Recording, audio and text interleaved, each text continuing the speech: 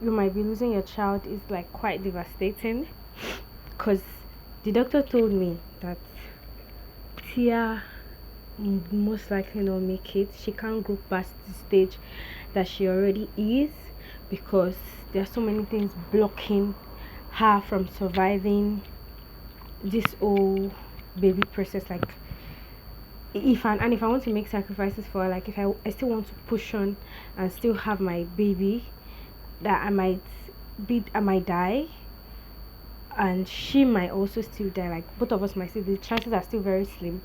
But then they're like, oh, be hopeful, you know, though it's going to be tough, but one person has to go. And I'm like, that's not happening. That's really not going to happen, because losing your like I've never lost a child before. I've never had one, and I hope not to lose this one.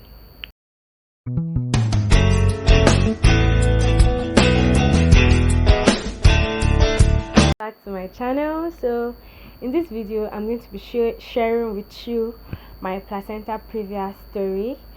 uh I've told about 2 or 3 moms on my page, like they were struggling with this at the time as well, but thank god they also had their babies successfully. And 1 or 2 of them was like, oh, why not share this on your YouTube? Why not share the experience with other people? They might be going through that. It might be some sort of hope for them, that it might be that serious, but you have to be hopeful and things are going to be fine. So yeah, that's why I'm here to have this conversation with you guys. So first of all, placenta previa, I found out about this. I had no idea what it was before I got pregnant. And then when I was in my 21st week, 21 weeks and 5 days or 6 days thereabouts, I started having some abdomen pain. Then I was bleeding, but maybe not a lot of blood, but so many weird things were going on. Butt cramp, a stingy feeling in my belly. I just always feel like something has ruptured in my stomach. Like I wasn't feeling so great. And then I decided that okay, I'm going to tell my friend Mosu, because she was pregnant at the time and she was way past, like she was, I think, about like 30 weeks at the time. We're like weeks apart in pregnancy, you know. And then I'm like, oh baby girl, can you, I'm scared because I was really worried. I'm like, oh, I'm worried. I feel like something is not right. That did this happen to you? Is this what is on your scan results? Because I went for a scan in January 2021, and the scan said that I had a low-lying placenta. It was some type of a posterior something low-lying, and I'm like, what does that even mean? Because I have no idea, and the doctors didn't explain. I was using a general hospital, and nobody has their time per se, because they want to answer other people. So I asked her that she should talk to a doctor for me to ask what's going on. And then when the doctor replied, God, he even got more fear in me.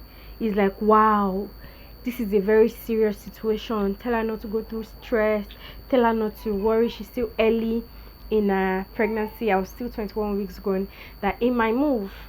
And I'm like, okay, no problem. Like, since they said it might move, and then in my week 28, I did another scan. It has not moved. And then I started to panic. Then I decided to tell my parents, like, okay, this is what's going on. And the doctor said that my placenta is blocking my uterus and I might be losing my baby, because sorry, my placenta is blocking my cervix, which is the entrance to my uterus. So now if the baby is going to be coming, the placenta has already covered the whole place, and if the placenta comes out first of all, that's what is going to provide oxygen for the baby.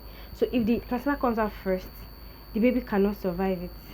You get me? So now we had to work on a way to move my placenta, like, because they told me it was going to move, and I was doing scans and it wasn't moving, and I'm already like week 30, and from week 37 there's every possibility that the baby's coming. So Google, I'm sorry, I was told to do another scan by week 32. Yeah, I did another one. It wasn't working out, and at this time I was still having severe abdomen pain. This pain, like something is pinching my belly, butt cramps and chest pain and the likes. Like it was unending, it wasn't stopping. So I started to worry more. Then when I told my dad, in this was still in January, my dad told me to meet up with his Malim. We call him Malim. He's like an alpha. So the doctor said that it wasn't a favorable sign. I'm going to link. I said link. I'm going to show the pictures of the conversation with my friend.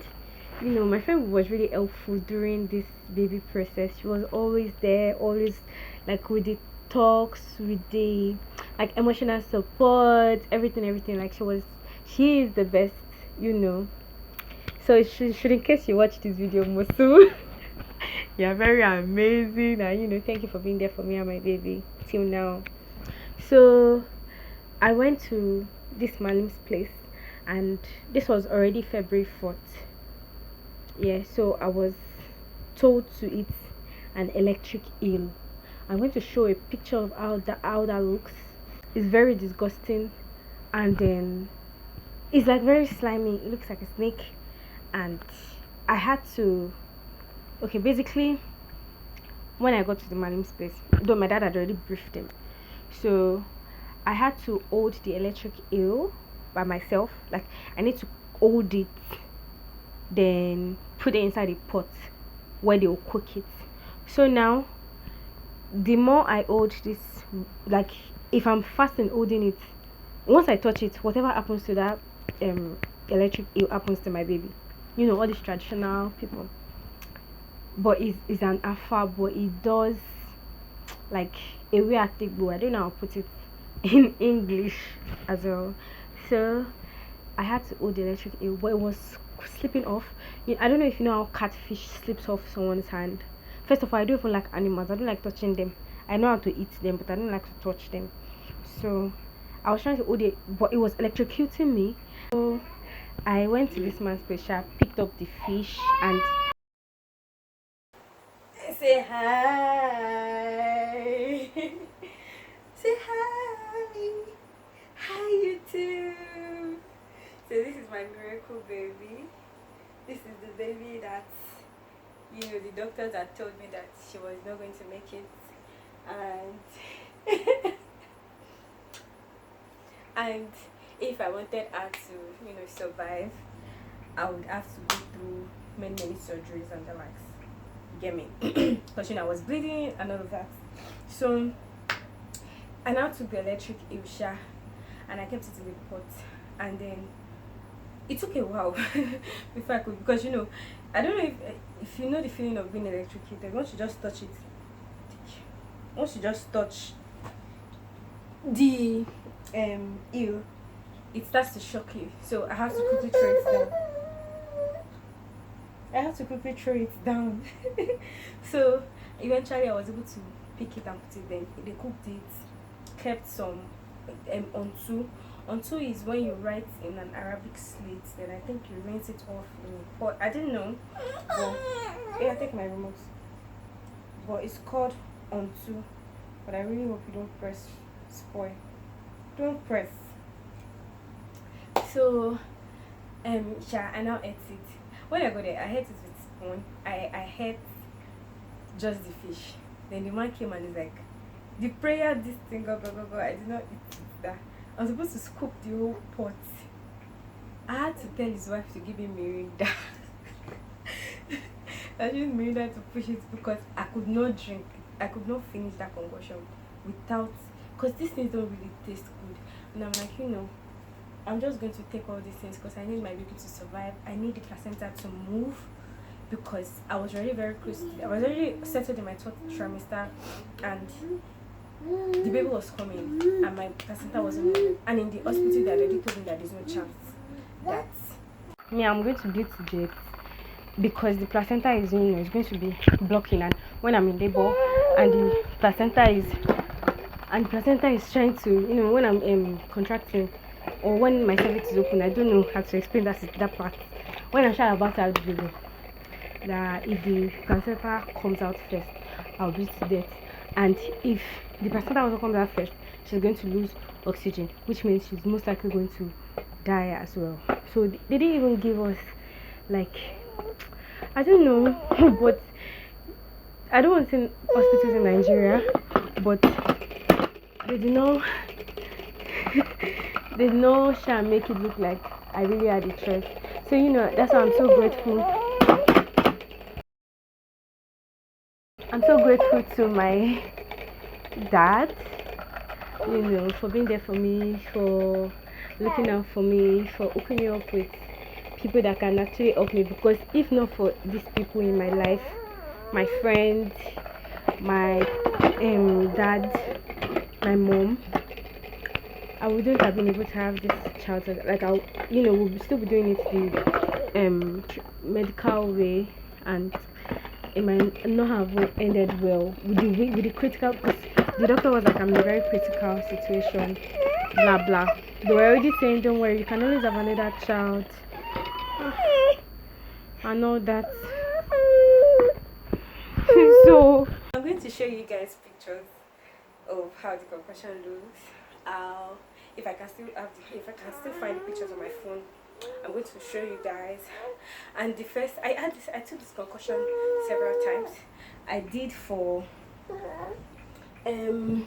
I did a catfish one, did a snail one, did an electric eel one.